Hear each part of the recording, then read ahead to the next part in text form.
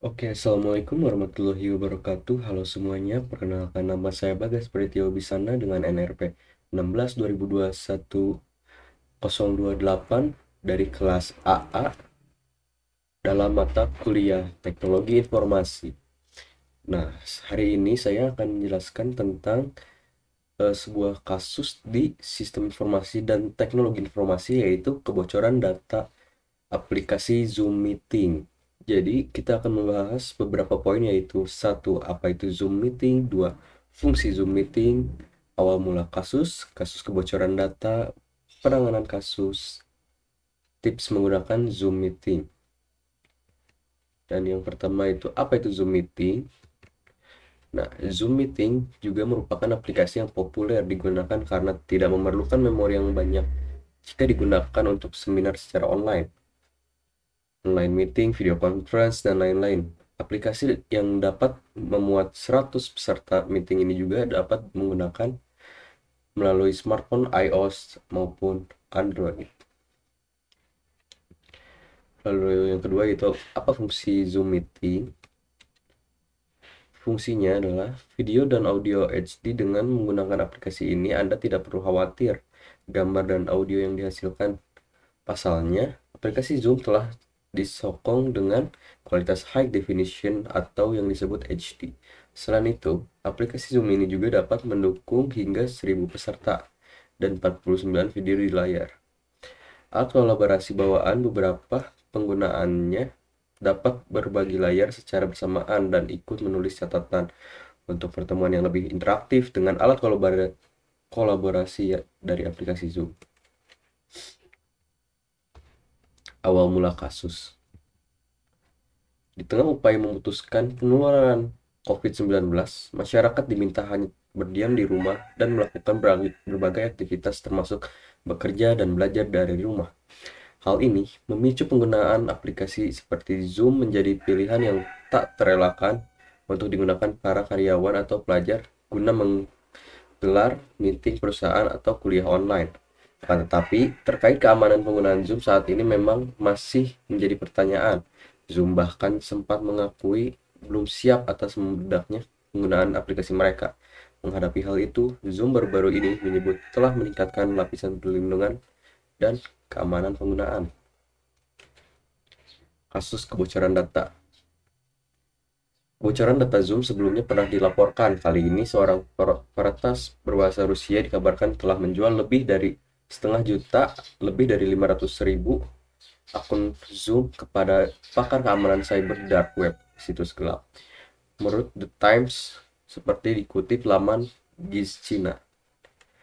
Data yang diunggah oleh para peretas tersebut antara lain berupa alamat email, login, dan kata sandi, tautan obrolan, dan juga PIN untuk menggelar konferensi video.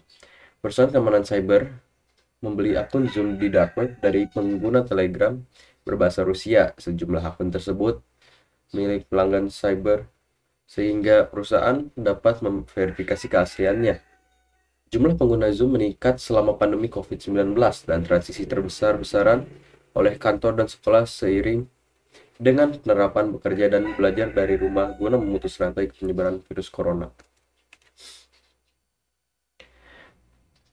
Menurut Zoom, pada Desember 2019, sekitar 10 juta orang menggunakan Zoom dalam sehari.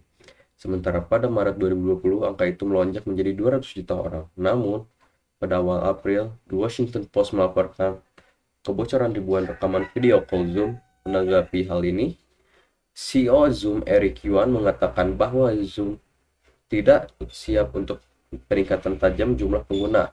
Menurut laporan sebelumnya, jaringan peretas yang disponsori oleh kelompok Nexus dan kemungkinan besar beroperasi di Rusia tersebut telah dihancurkan oleh Microsoft.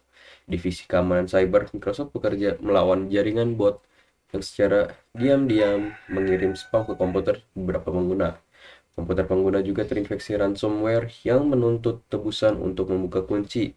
Semua kejahatan tersebut diduga dilakukan oleh kelompok peretas Nexus. Kelima, penanganan kasus. Sementara itu, baru-baru ini Zoom telah meningkatkan keamanan platformnya dan menambahkan sejumlah lapisan perlindungan yang diharap bisa mengatasi masalah sebelumnya dan menjauhkan pengguna dari masalah keamanan. Perusahaan layanan konferensi video, Zoom menggandeng mantan kepala keamanan Facebook, Alex Stamos, sebagai konsultan pada sektor keamanan dan privasi.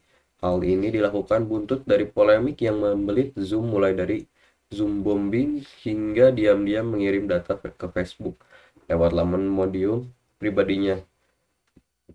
Stamos menegaskan ia tidak bergabung dengan karyawan Zoom, melainkan hanya diminta menjadi penasihat untuk memperbaiki keamanan infrastruktur Zoom. Dan yang terakhir ada tips menggunakan Zoom Meet. Yang pertama, tetap up to date. Seperti layanan user facing apapun, Zoom juga mengalami masalah keamanan. Tapi sejauh ini Zoom dapat memperbaiki dengan cepat. Sebagai contoh, ialah masalah yang memungkinkan penyerang mengambil alih mikrofon atau kamera Apple Mac, dan masalah Windows yang bisa membuat seorang hacker mencuri login. Zoom telah memperbaiki masalah itu pada 1 April.